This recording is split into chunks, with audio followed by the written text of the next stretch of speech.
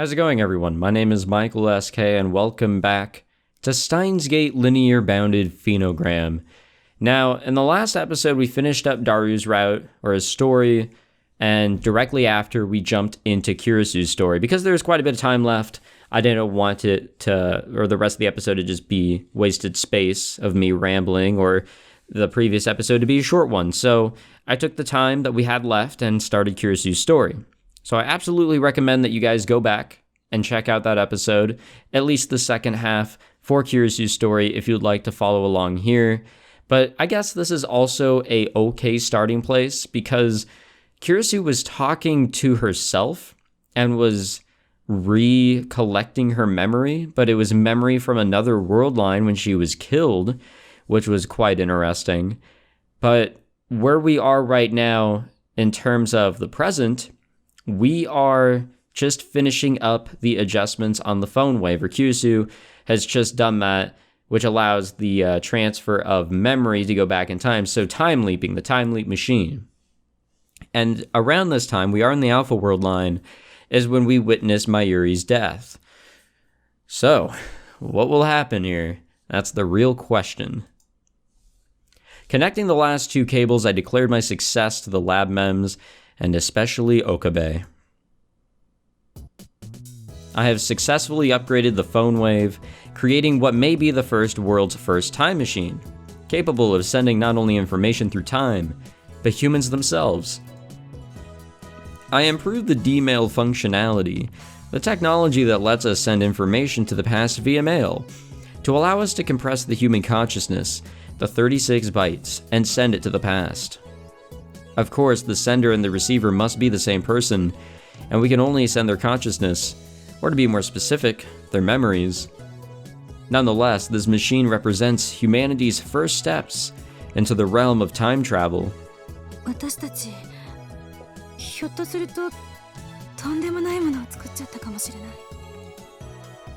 That's right.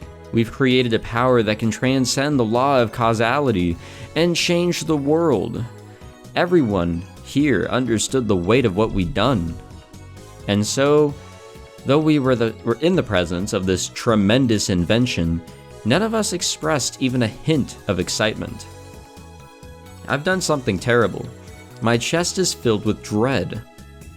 I followed my personal impulses to test my theory and bring my idea into being. Propelled by the lab mem's shared passion, I pressed onward with my creation. But now that it's completed, I'm completely overwhelmed. Initially, I had a feeling that I shouldn't create a time machine. The very existence of a time machine defies common sense and holds the power to rewrite history, to change the past, present, and future. Our world is governed by the rule of cause and effect, but a time machine completely breaks the rule. In the event of a failure, one can travel back in time to remove the cause of said failure, thus ensuring that it never happens. A disruption would be the same. Travel to the past, divert or eliminate the interruption, and you can complete what you're working on undistracted. This is akin to holding the power of a god in your hands. Military and politically at least. Scientifically, its value is immeasurable. Which is precisely why this technology must not be allowed to exist. The power of a time machine would be too much for humanity to handle in a more civilized future, let alone now. The rockets and nuclear weapons of the 20th century were the same way. The small number of people who controlled these technologies created an imbalance of power on the world stage. Even in the 21st century, the scars of that imbalance still remain, scars that restrict scientists such as myself to this day. But now, I've created this. I've created a time machine. For no reason other than I wanted to see if I could. I understood how dangerous it could be, and even feared it. I rejected the very idea that it could exist, but even then, I was driven by my curiosity about the unknown and my desire as a researcher to push the bounds of possibility. The same motivators that led me here, to the Future Gadget Laboratory, in the first place. When I saw the experience Okabe and the others were conducting. Experience? You mean experiments, right? Right? What the fuck is with the translation in this game? When I saw them send mail to the past with the phone wave, curiosity consumed me. And the result was this upgraded phone wave.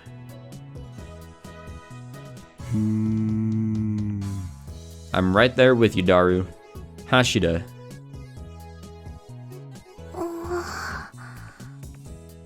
Mayuri.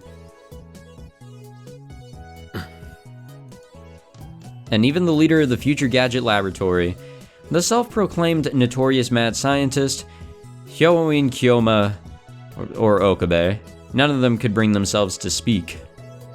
I looked from face to face, seeing uncertainty in each one. But eventually, unsurprisingly, the first to speak was Okabe. とりあえず正式名称を決めようではないか。 All things considered, the way he directs everyone else around him is very leader-like. That said, given that his first reaction is for us to come up with a name, tells me that he's not taking this seriously enough. Eventually, we decided that the upgraded phone wave would be given the name of Time Leap Machine, though that was also subject to change. Okabe came up with a far more Chunibyo name during the process, but ultimately Mayuri chose the simple name that I proposed. Then, at Okabe's urging, I proceeded to explain how the Time Leap Machine functions. 一言で言うと、これは記憶をデータ化してリング特異点を通過させ過去へ飛ばす装置。 The receiver will then acquire the memories of their future self. The Time Leap Machine's biggest innovation, as stated previously, is the ability to send the user's memories into the past. To transcend time, something must pass through a ring singularity. Simply put, the area near a black hole. If anything physical attempted this, it would be crushed by the black hole's supergravity. Suffice to say, physical objects won't be traveling through time anytime soon. However, we were able to circumvent this issue by converting the user's memory into data and setting that data through the ring singularity. And that was only made possible by the existence of CERN's LHC. Hashida's hacking gave us the ability to manipulate the LHC, which is able to create mini black holes. In turn, this allowed us to utilize the infinite compression of the supergravity created by the black holes to adequately compress the memory data. With this extraordinary power, we were able to complete the Time Leap Machine. I finished talking about the Time Leap Machine's functions and dangers, then take a breath. It seems that Mayuri has zoned out due to the complexity of the subject, or the topic, same thing. But Okabe and Hashida seem to have understood sufficiently. Then, my lengthy explanation complete, silence descends upon the laboratory once again.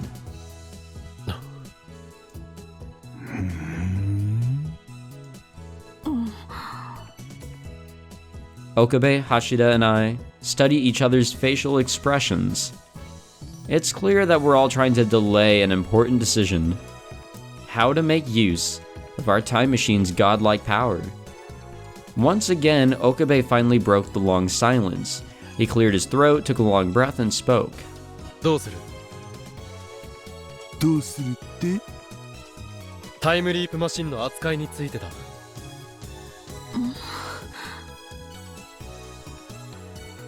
Okabe surveys the room as he speaks. His gaze settles on me.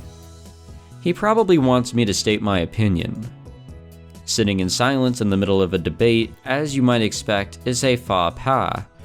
Faux pas, or is it faux pas? I don't think it's the former, I think it's closer to the latter. It is a researcher's duty to offer and discuss their opinion, whatever it may be.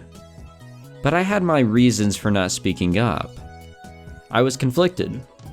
Obviously, this isn't something we can freely use. As I said earlier, to monopolize and abuse an ability so godlike would produce the same sort of problems that nukes do. However, it would be like a lie, or would be a lie, sorry, I'm fucking up here, to say that I didn't want to experiment. I wanted nothing more than to test my creation out and see if it worked. This is absolutely my ego speaking, my self-righteous, inconsiderate desires as a scientist. This is like Werner von Braun, who is pursuing his desire to go to the moon, developed rockets for the military in pursuing, only to see his V2 rockets turn London into a sea of flame. My internal senses of what's right and my desires as a researcher were in conflict with one another. Which is why, when Okabe's gaze fell upon me, I felt there was nothing I could say. Why is this man only serious in times like this? I grit my teeth and inaudibly curse under my breath. This man, Okabe Rintaro, is a surprisingly serious person. Even if his Chunibyo comes out in full force when he's worried or backed into a corner, when I talk about my problems with my father, or if the other lab mems are having a hard time, he treats us all with care and respect. And I can tell from the look on the face that he's absolutely serious right now. The only one staring at me isn't Hyowin Kyoma, but Okabe Rintaro. 私たちの手に負える代物じゃないのは確かよ。一番無難なのは研究機関に譲渡して国家プロジェクト扱いにしてもらうことね。I muttered my response, knowing full well that I hadn't quite convinced myself. I want to experiment. However, there's no way we can handle something like a time machine, and given the risk involved, I don't just want to use it on a whim. 実感が湧かないな。マユシーも湧かないよ。いや、マユシは何も手伝ってないからっしょ。あ、そうだったね。It didn't seem like Hashida and Mayuri understood the enormity of the situation at first, but from the way they're acting, I can tell that they aren't completely blind to it.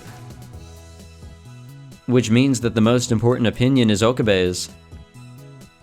岡部の意見は？ちなみに法王院じゃなくて岡部の意見ね。I emphasize this last point, given that Okabe often retreats into Chinobyo act when he's stressed. There's a possibility he would have answered me as Hyowin Kyoma.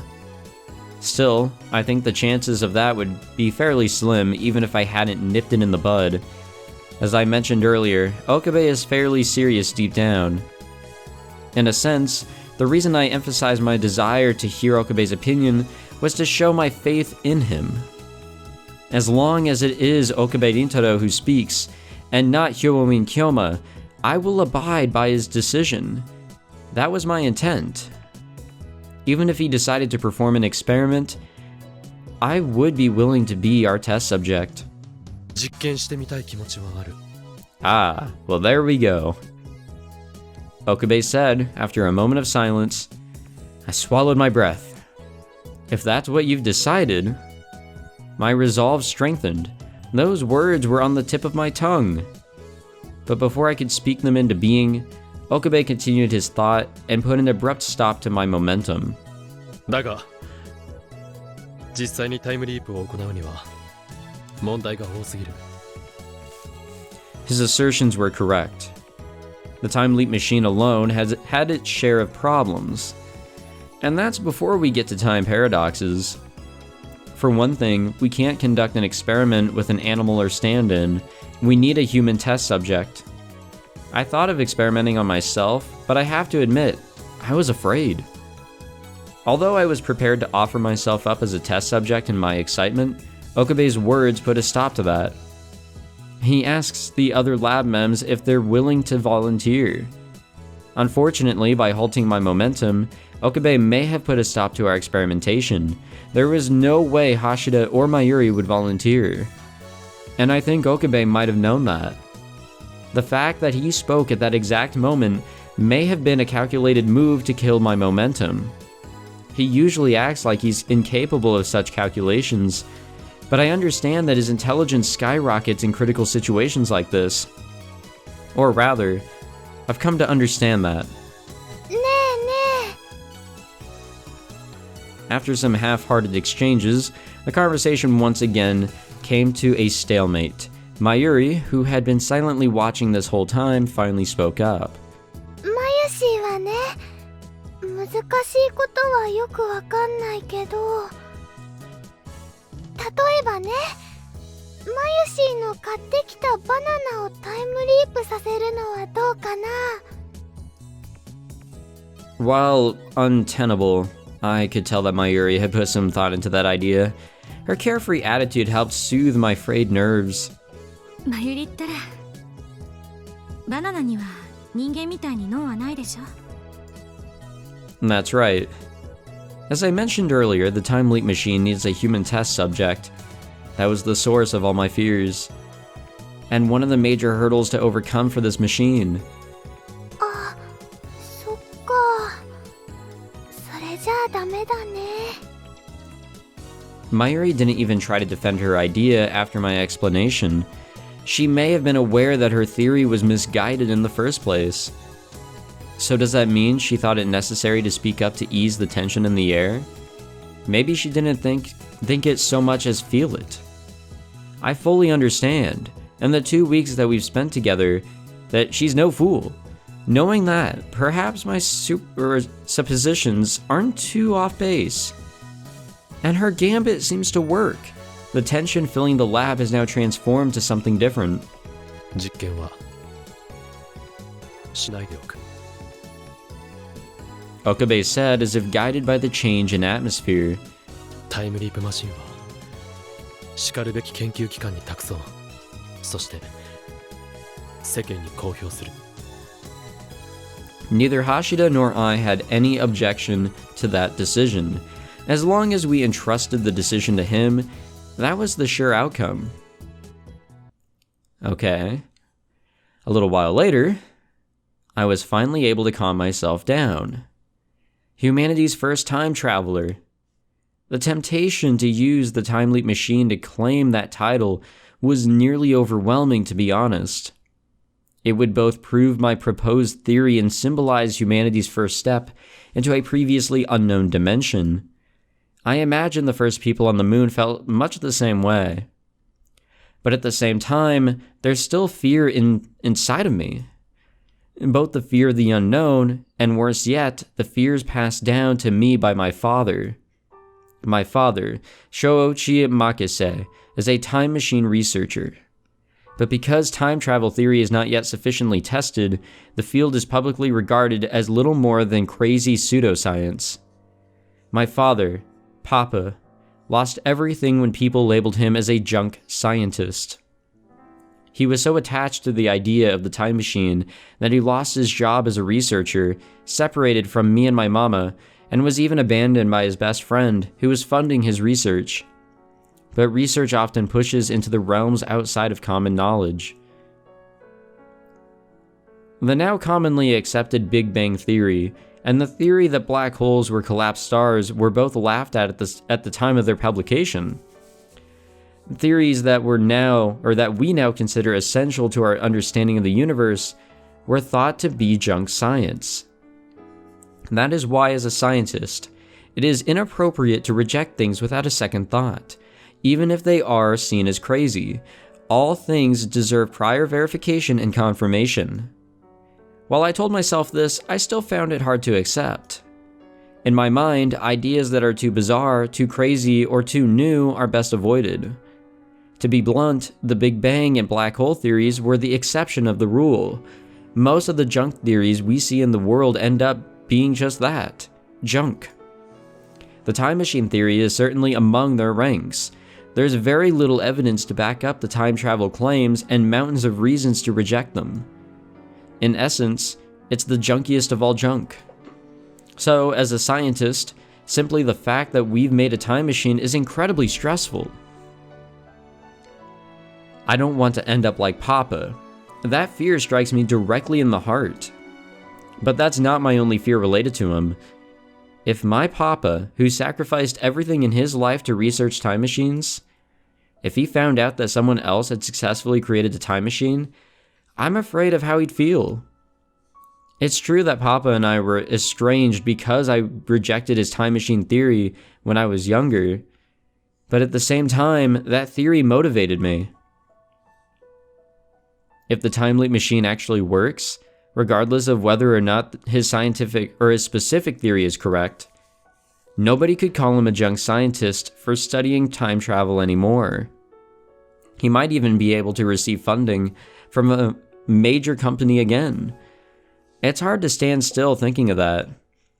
I could fulfill several personal goals by testing the time leap machine, sating my curiosity about the unknown, fulfilling my desires as a scientist, enabling my papa to be accepted by the scientific community, enabling him to accept me. But at the end of the day, all of them only serve to feed my ego. That's no reason for us to wield the powers of a god. Okabe's decision to call off the experiment helped me realize this. I breathe a sigh of relief from the bottom of my heart. It took some time for me to accept it, but I can't help but think how extraordinary Okabe is. He really is a fancy guy. He helped me realize something I'd nearly lost sight of. He may be an annoying, crazy Chinibyo, but still. I suddenly look at the clock. 4:54 p.m. あら、もうこんな時間か。寝不足だと時間感覚狂うわね。Almost 5. Though we opted not to test the time leap machine, Mayuri suggested that we celebrate its completion, which turned out to be a good decision. It would be a shame not to have any sort of event to look forward to after working through the night. I'm not one for parties, but the lab I worked at in America would take any excuse to throw one.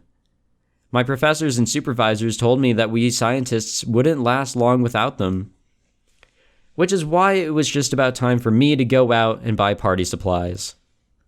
Okabe and I have been tasked with shopping for food and drinks.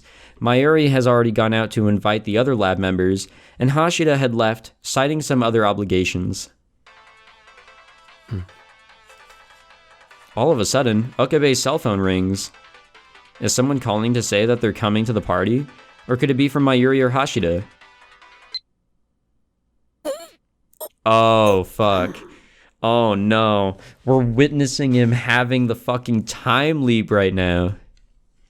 Okabe answers the phone and puts the phone to his ear, there. Without a greeting, he lets out a trembling breath. Based on his reaction, it's likely that Hashida's launched into some lengthy story. It's certainly not the way he would answer a call from Mayuri. I approach the sofa where my jacket lays, intending to swap it with my lab coat and head outside.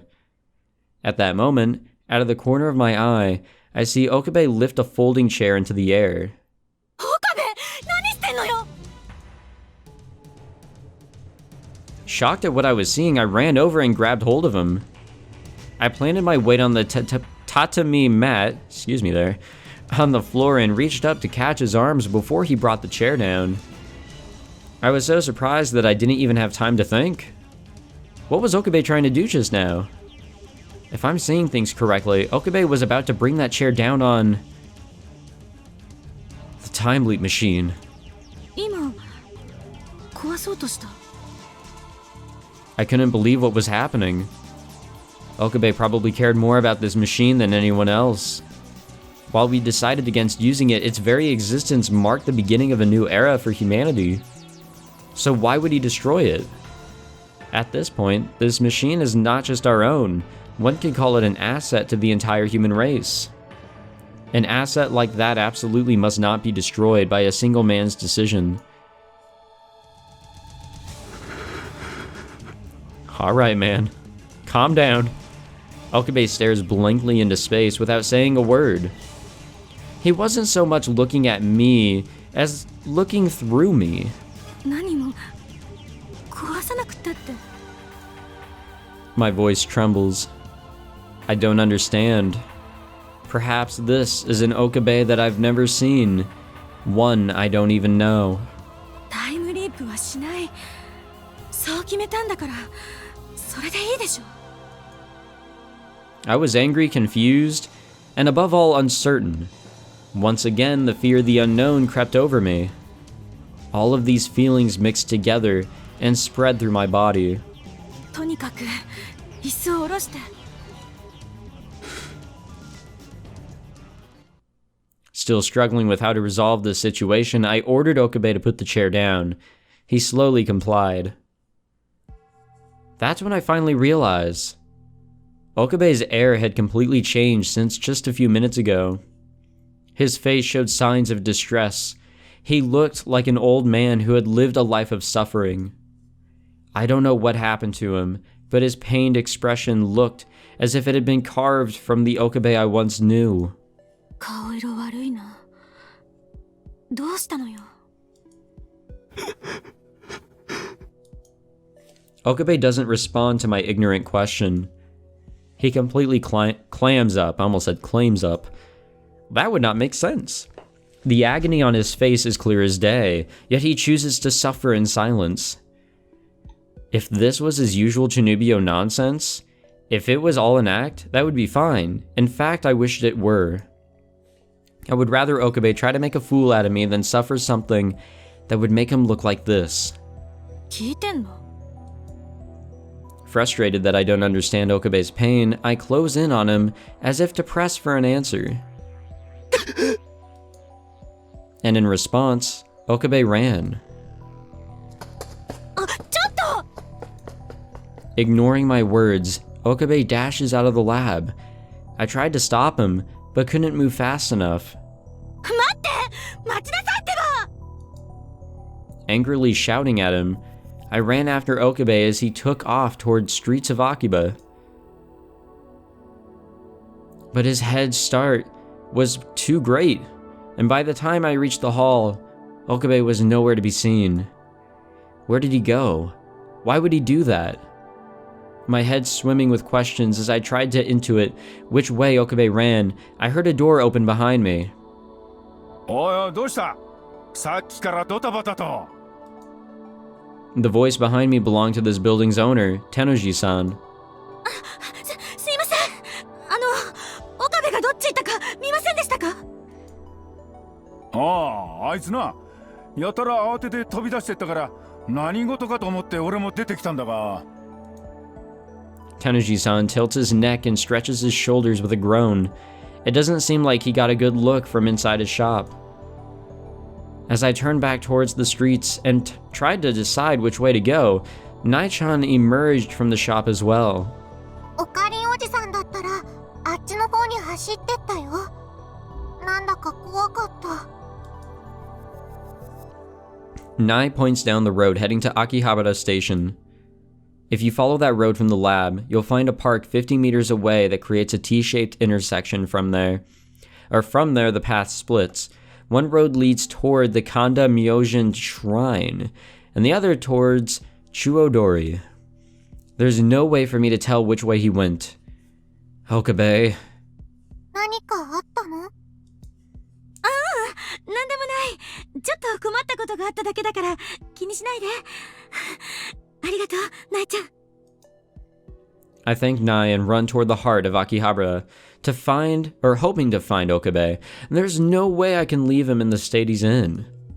I had the feeling that I needed to ask him what was really going on before he did something that couldn't be undone. Well, we know what's going on. But, fuck, man.